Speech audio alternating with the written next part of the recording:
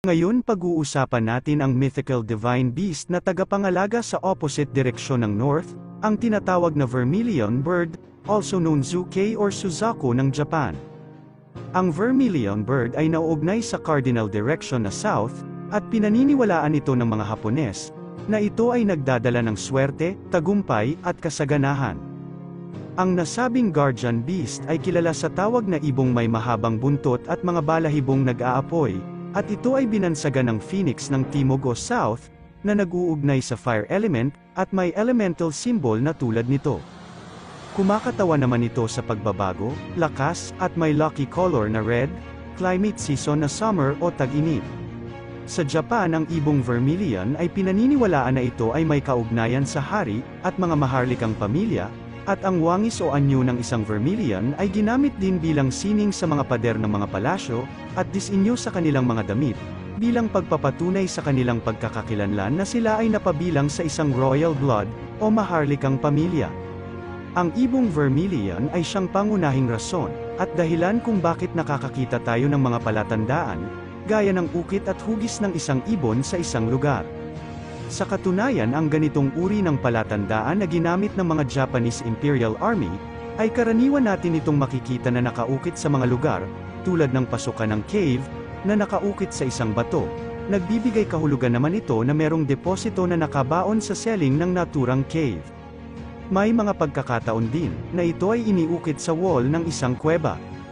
Ito naman ay nagbibigay indikasyon na pag narating mo ang dalawang pasukan ng magkahiwalay sa loob ng isang cave, ang pipiliin mong direksyon ay ang pasukan na nasa bahaging south. Ngunit kung sakali namang wala kang makikitang pasukan na nasa bahaging south, at tanging sa direksyon na north lang ang merong cave passage, ito naman ay nagpapahiwatig na kailangan mong hukayin ang bahaging south, na nasa tapat mismo sa pasukan na nasa direksyon na north. Ngunit pag ang batong hugis vermilion ay nasa tuktok ng bundok at direktang nakatingin sa lugar na kapatagan, ito naman ay nangangahulugan ng prepared site, na ibig sabihin hindi lang nag-iisa ang ibinaon na deposito sa nasabing lugar na tinitignan ng nasabing vermilion, at ang mga naturang deposito na ito ay maaaring binubuo ng quick deposit, medium to banker deposit. Ngunit pag ang batong hugis vermilion ay direktang nakaharap sa direksyon na north, ito naman ay nagpapatunay na ang nasabing palatandaan ay ginawang lock o boundary marker sa bahaging south, at kailangan mong e-explore ang bahaging north. Subalit pag ang batong hugis vermilion ay direktang nakaharap sa direksyon na south, ito naman ay nangangahulugan na ang nasabing vermilion na palatandaan ay ginawang given marker ng mga Japanese Imperial Army sa bahaging south, at ang lugar na dapat mong e-explore ay ang bahaging south mula sa batong hugis vermilion. Ito ay isa lamang sa mga paraan na ginamit ng mga JIA kapag ang ginawang reference marker ay ang batong hugis vermilion.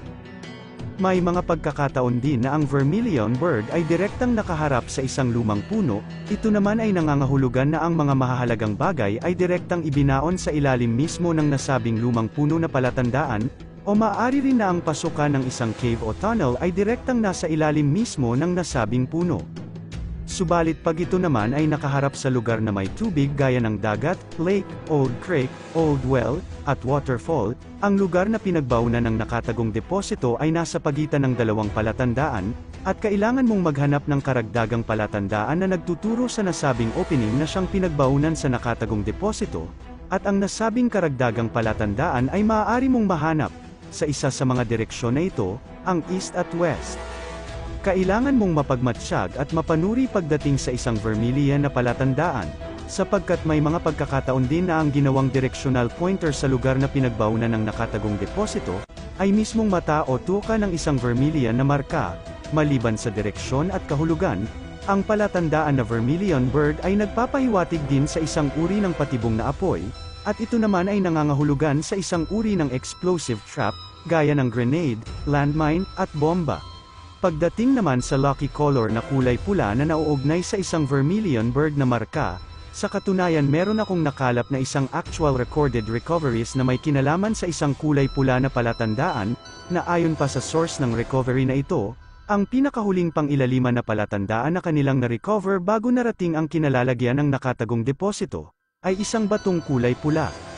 Ayon pa sa kanya ang naturang bato ay nag-iisang nakahalo sa layer ng pinong buhangin, at mula sa batong kulay pula 3 meters narating nila ang isang malapad na malaking bato, at ang naturang malapad na bato ang siyang nagsisilbing hardcover sa nakatagong deposito. Ayon rin sa kanya bago nila narating ang pinong buhangin na pinaglagyan ng batong kulay pula, nadaanan muna nila ang isang layer ng lupa na kulay maroon at may kapal na 5 feet. Sa nasabing layer na ito, sila nahihirapan, sapagkat ang naturang lupa ay kontaminado ng isang uri ng chemical, na pagdirektang dumikit sa balat, ito ay napakahapdi at sobrang kati, na para bang masusunog ang iyong balat, at magkakaroon ng pantal-pantal.